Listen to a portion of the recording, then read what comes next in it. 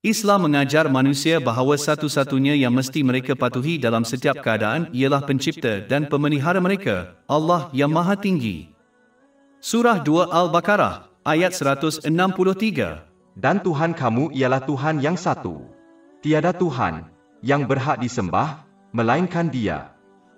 Pada hakikatnya, sesiapa yang mentaatinya dengan itu mencontohi kehidupan mereka adalah apa yang mereka sembah, walaupun mereka mendakwa tidak percaya kepada mana-mana Tuhan.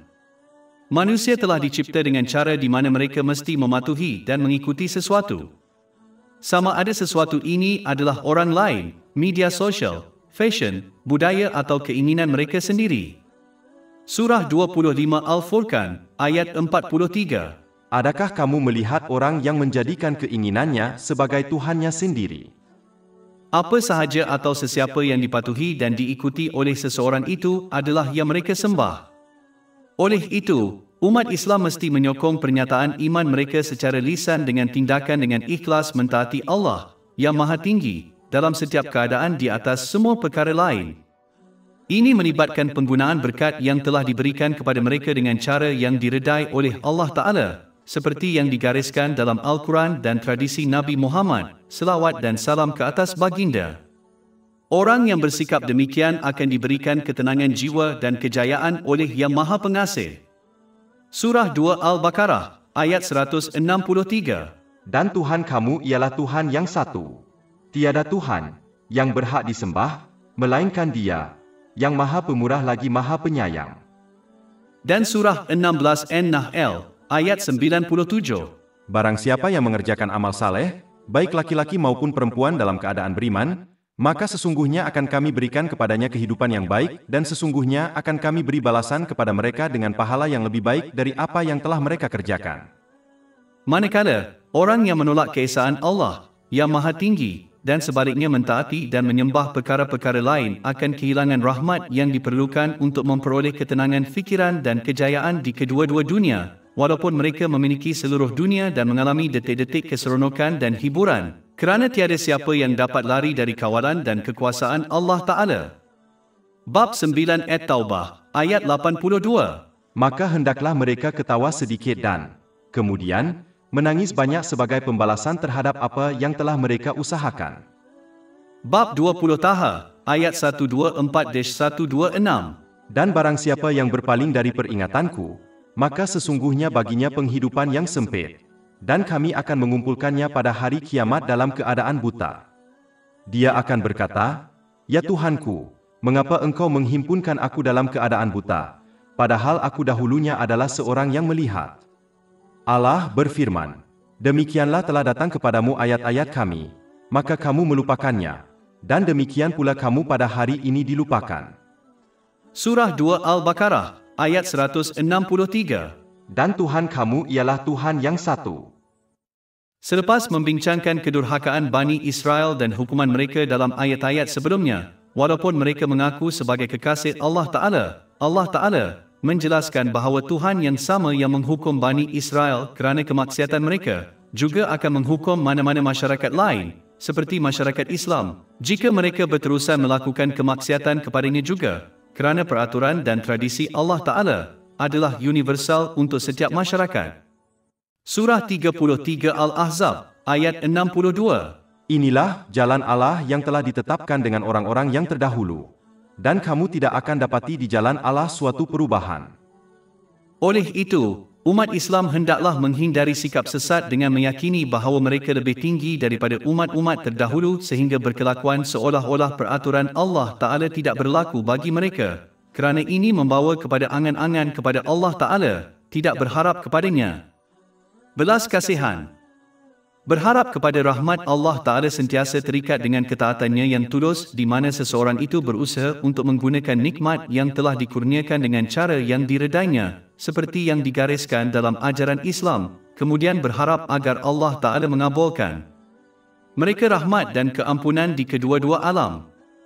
Sedangkan, orang yang berangan-angan berterusan pada kemaksiatan kepada Allah Ta'ala, sementara beriman kepada Allah Ta'ala, akan memberikan mereka rahmat dan keampunan di kedua-dua dunia semata-mata kerana mereka secara lisan mengaku sebagai seorang Muslim. Perbezaan antara harapan dan angan-angan ini telah dibincangkan dalam sebuah hadis yang terdapat dalam Jami' at-Tirmizi, nombor 2459. Tradisi Allah Ta'ala menghukum mereka yang berterusan melakukan kemaksiatan kepadanya tidak pernah berubah bagi mana-mana masyarakat di masa lalu dan juga tidak akan berubah. Perubahan untuk negara Islam, berfikir sebaliknya hanya membawa kepada angan-angan dan hukuman di kedua-dua dunia.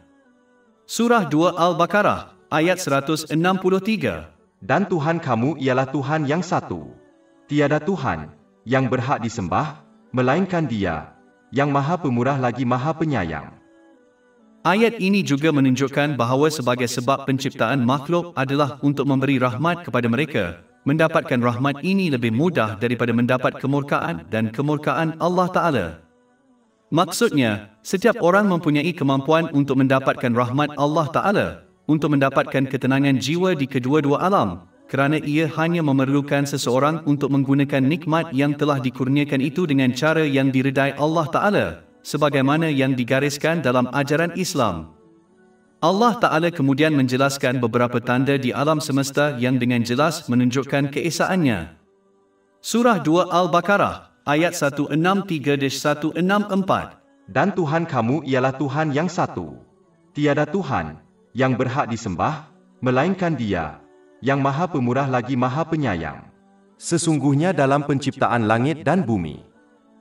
Apabila seseorang memerhatikan penciptaan langit dan bumi dan sistem yang seimbang sempurna yang tidak terkira banyaknya, menjadi jelas bahawa hanya ada satu yang mencipta dan mengekalkan alam semesta. Sebagai contoh, jarak sempurna matahari dari bumi adalah tanda yang jelas, kerana bumi tidak akan dapat didiami jika matahari berada sedikit atau lebih jauh daripadanya. Begitu juga, bumi telah dicipta sedemikian rupa yang mewujudkan suasana yang seimbang dan tulen yang membolehkan kehidupan berkembang maju di atasnya. Surah 2 Al-Baqarah, ayat 164. Dan pergantian malam dan siang.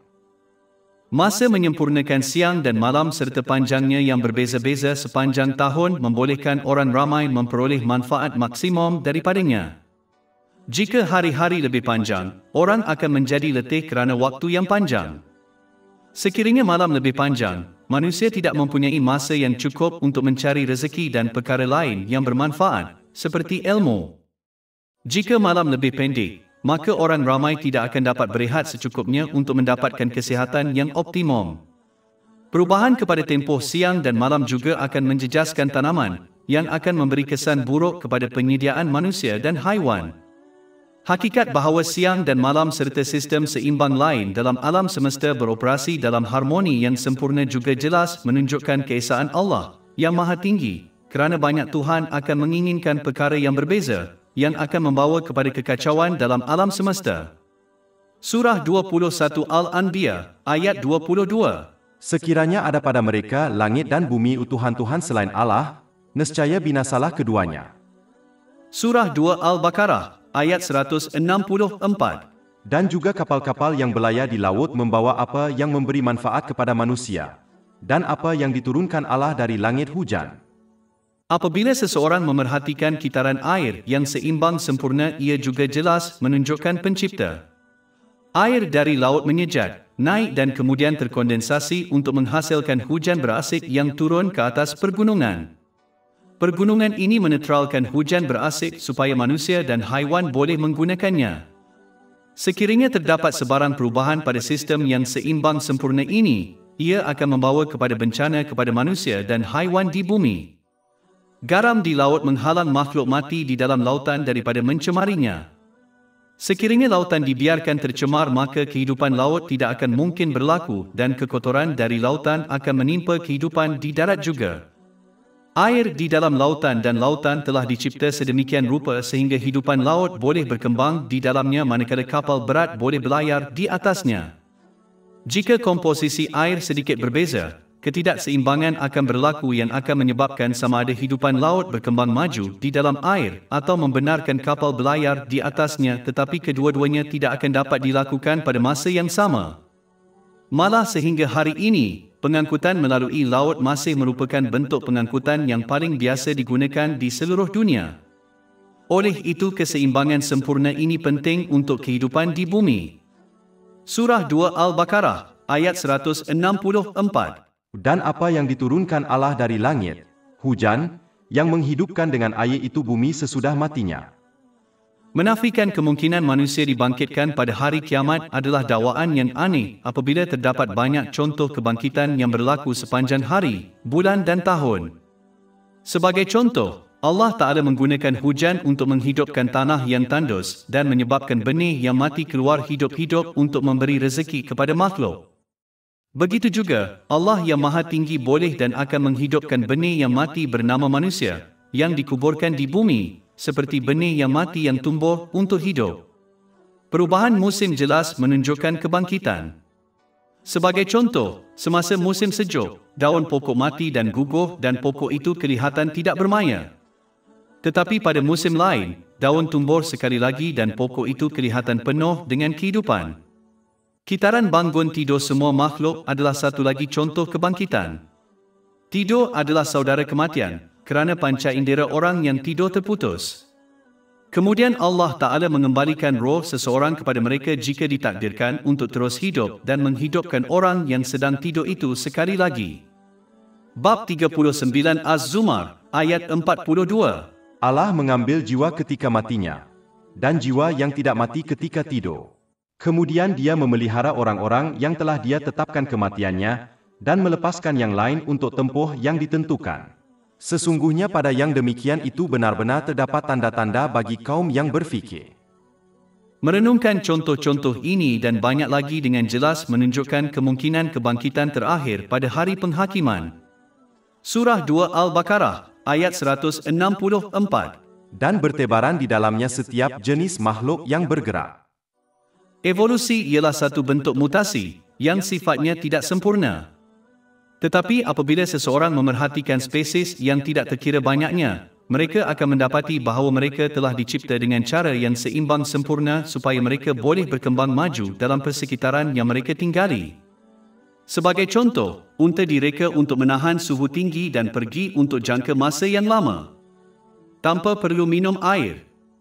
Mereka direka dengan sempurna untuk kehidupan padang pasir. Surah 88 Al-Ghasyiyah, ayat 17. Maka apakah mereka tidak melihat kepada unta bagaimana ia diciptakan? Kambing telah direka dengan cara yang sempurna sehingga kekotoran dalam badannya dipisahkan dengan sempurna daripada susu yang dihasilkannya. Sebarang campuran kedua-duanya akan menjadikan susu tidak boleh diminum. Bab 16 An-Nahl, ayat 66. Dan sesungguhnya bagi kamu dalam menggembalakan binatang ternak itu terdapat pengajaran.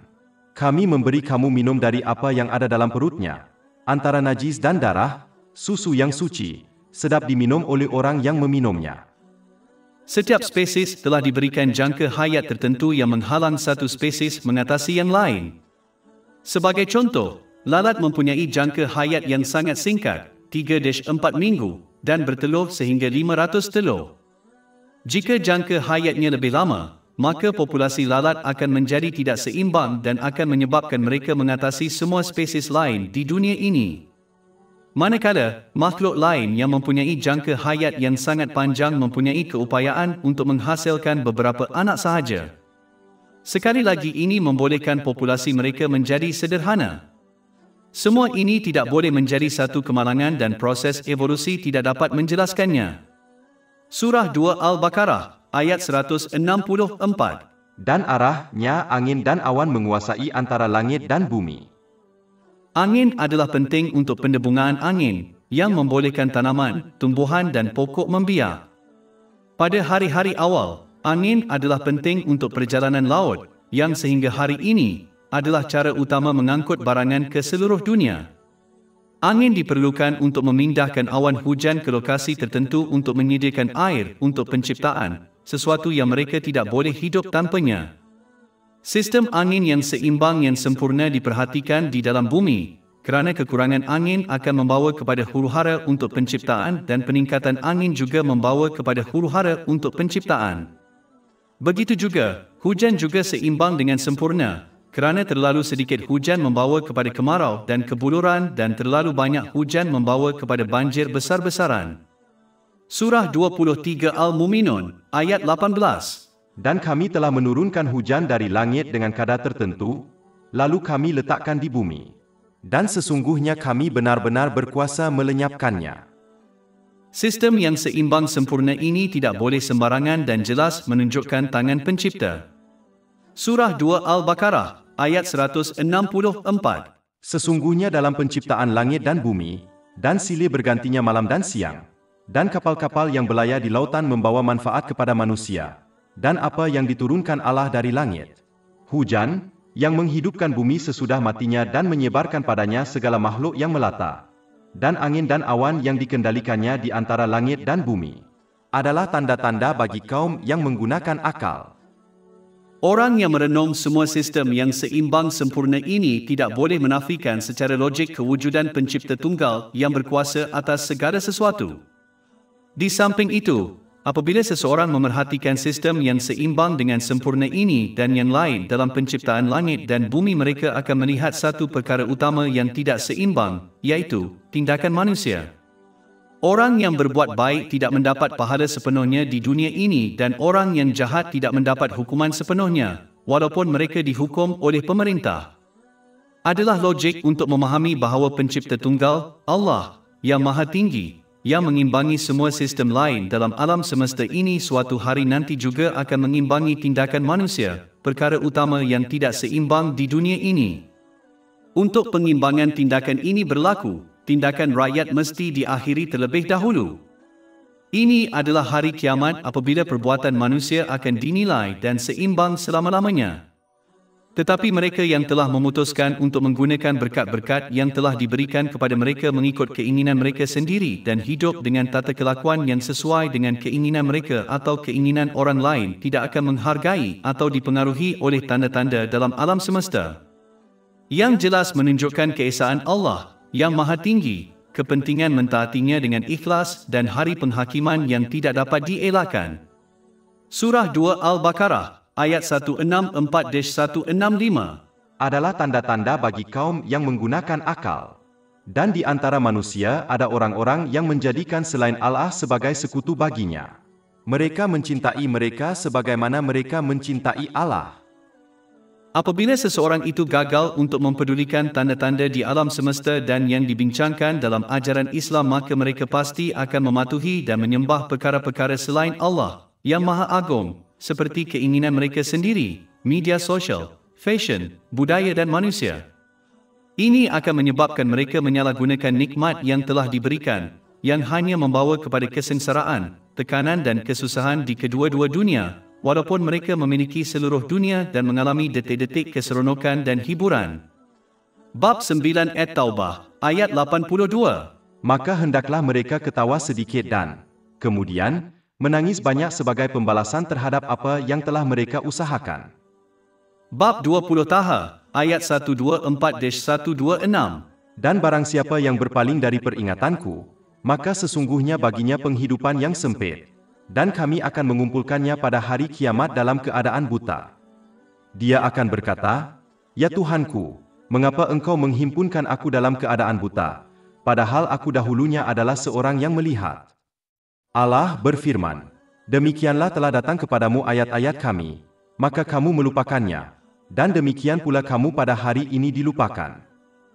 Hanya mereka yang merealisasikan iman mereka dengan mengambil iktibar dari tanda-tanda di alam semesta yang menunjukkan pentingnya mentaati Allah dengan ikhlas akan melakukannya. Surah 2 Al-Baqarah, ayat 165. Tetapi orang-orang yang beriman lebih kuat cintanya kepada Allah.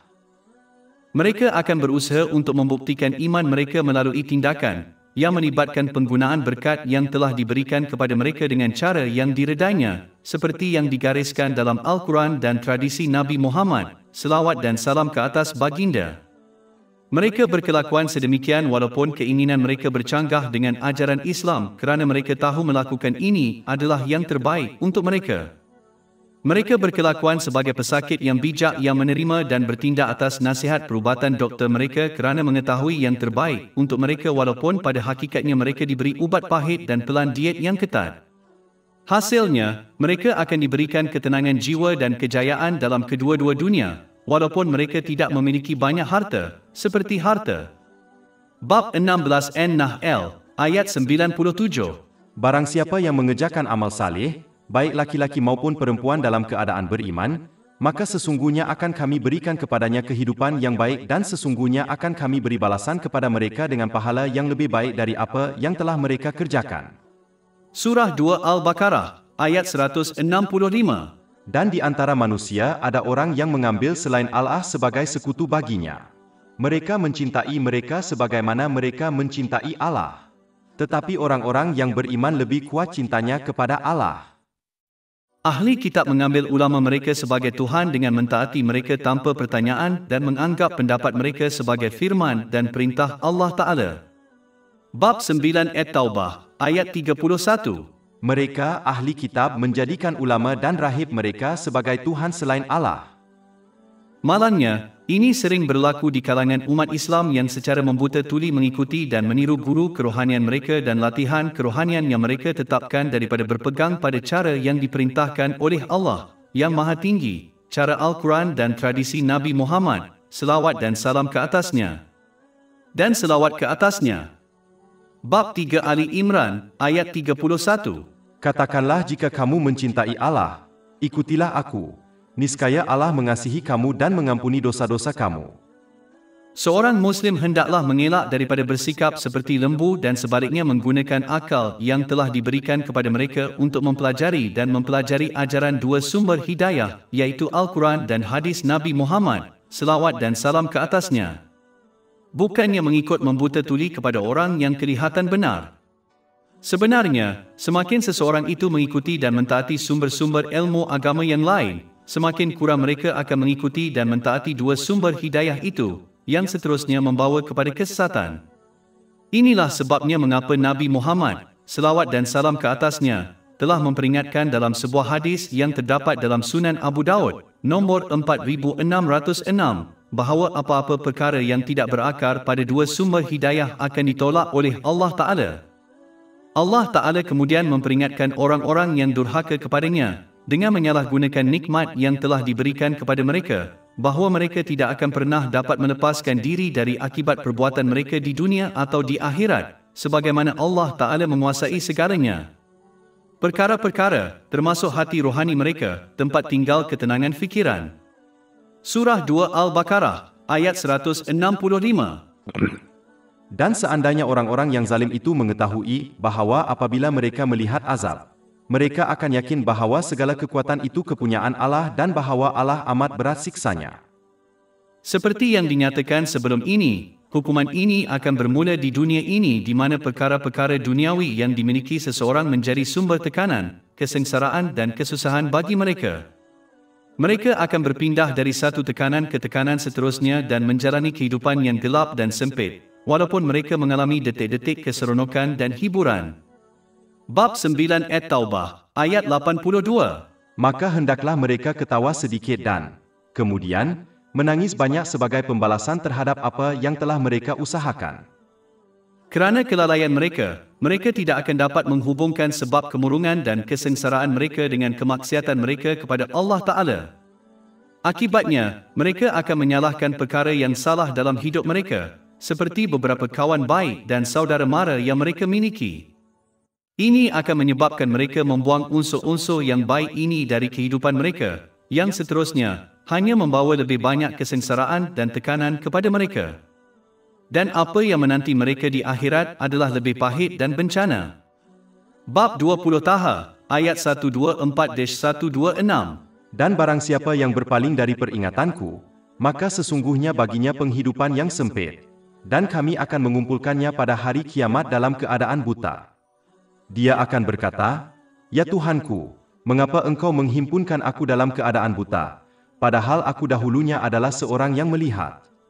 Allah berfirman, "Demikianlah telah datang kepadamu ayat-ayat kami, maka kamu melupakannya, dan demikian pula kamu pada hari ini dilupakan." Dan surah 2 Al-Baqarah, ayat 165. Dan seandainya orang-orang yang zalim itu mengetahui bahawa apabila mereka melihat azab, mereka akan yakin bahawa segala kekuatan itu kepunyaan Allah dan bahawa Allah amat berat siksanya. Di akhirat kelak, Hukuman, tekanan dan penderitaan mereka akan mendorong mereka untuk menyalahkan mereka yang menyesatkan mereka di dunia ini, mereka yang mereka jadikan teladan dan taat dalam semua keadaan. Tetapi ini tidak akan diterima daripada mereka dan mereka tidak akan dapat mengalihkan kesalahan kepada orang lain, kerana setiap orang bertanggungjawab atas tindakan mereka sendiri. Malah, syaitan pun akan mengumumkan kebenaran ini pada hari penghakiman, dengan itu memusnahkan harapan orang-orang yang zalim untuk melarikan diri daripada akibat perbuatan mereka sendiri dengan menyalahkannya. Sihab 14 Ibrahim, ayat 22. Dan berkatalah syaitan apabila perkara telah selesai, sesungguhnya Allah telah menjanjikan kepadamu janji yang benar, dan aku telah berjanji kepadamu, tetapi aku mengkhianatimu. Tetapi aku tidak berkuasa atas kamu melainkan aku telah mengajak kamu. Lalu kamu menjawab kepada saya, maka jangan salahkan saya. Tekanan dan kesedihan mereka hanya akan bertambah apabila mereka memerhatikan bagaimana orang-orang yang menyokong mereka dengan cara-cara sesat mereka semasa hidup mereka di bumi, kawan-kawan dan saudara mara, akan memisahkan diri daripada mereka kerana mereka tidak mahu mengambil bahagian dalam hukuman mereka. Surah 2 Al-Baqarah, ayat 166. Dan hendaklah mereka memikirkan bahawa apabila orang-orang yang diikuti itu berlepas diri dari orang-orang yang mengikuti mereka, dan mereka semuanya melihat azab, dan terputus dari mereka hubungan perhubungan. Hanya mereka yang mendampingi orang baik di dunia ini akan mendapat manfaat daripada persahabatan mereka di kedua-dua dunia. Orang yang mendorong mereka untuk taat kepada Allah dengan ikhlas dengan menggunakan nikmat yang telah diberikan kepada mereka dengan cara yang diredainya seperti yang digariskan dalam ajaran Islam. Bab 43 Az-Zukhruf, ayat 67. Teman-teman karib pada hari itu menjadi musuh bagi sebagian yang lain, kecuali orang-orang yang bertakwa. Kebaikan seseorang pada hari kiamat adalah ikatan yang terjalin dalam ketaatan kepada Allah yang Maha Agung, sama ada ikatan ini dengan orang yang baik, Al-Quran atau amal soleh. Oleh itu, seseorang mesti menumpukan perhatian untuk menjalin hubungan dengan cara yang diredai Allah, yang Maha Tinggi, supaya mereka memperoleh ketenangan fikiran dan kejayaan di kedua-dua dunia. Bab 5 Al-Maidah, ayat 15-16. Telah datang kepadamu cahaya dari Allah dan kitab yang nyata. Dengan kitab skim Allah menunjuki orang-orang yang mengikuti keridaannya ke jalan keselamatan dan mengeluarkan mereka dari kegelapan kepada cahaya yang terang benderang dengan izinnya, dan menunjuki mereka ke jalan yang lurus. Tetapi orang-orang yang memilih jalan kesesatan dan mentaati dan menyembah selain Allah yang Maha Tinggi, akhirnya akan menghadapi hari penghakiman yang tidak dapat dielakkan, apabila mereka tidak akan diberi peluang kedua untuk memperbaiki tingkah laku mereka. Mereka akan ditinggalkan dengan penyesalan yang tidak akan membantu mereka sedikit pun. Malah, penyesalan mereka hanya akan menambah keperitan dan tekanan mereka. Surah 2 Al-Baqarah, ayat 167. Orang-orang yang mengikuti akan berkata, seandainya kami mendapat giliran kehidupan dunia yang lain, sehingga kami dapat berlepas diri dari mereka sebagaimana mereka berlepas diri dari kami. Demikianlah Allah akan memperlihatkan kepada mereka amal perbuatan mereka sebagai penyesalan atas mereka. Dan mereka sekali-kali tidak akan keluar dari neraka. Oleh itu, umat Islam mesti mengambil peluang yang tidak terkira banyaknya untuk memperbaharui tingkah laku mereka di dunia ini sebelum masa mereka habis. Mereka mesti berusaha untuk menggunakan semua masa dan sumber daya mereka supaya mereka mengabdikan mereka dengan cara yang diredai Allah Ta'ala, dan mengelakkan ketaatan dan penyembahan semua perkara lain, seperti media sosial, orang, fashion, budaya dan keinginan mereka sendiri, supaya mereka memperoleh ketenangan fikiran dan kejayaan di kedua-dua dunia dan melarikan diri dari kehidupan yang gelap dan sempit di dunia ini dan azab yang tidak dapat dibayangkan dan penyesalan di akhirat. Lebih 500 e-buku, buku audio, maklumat grafik, podcast dan blog percuma tersedia di tapak web kami, www.shekpot.com.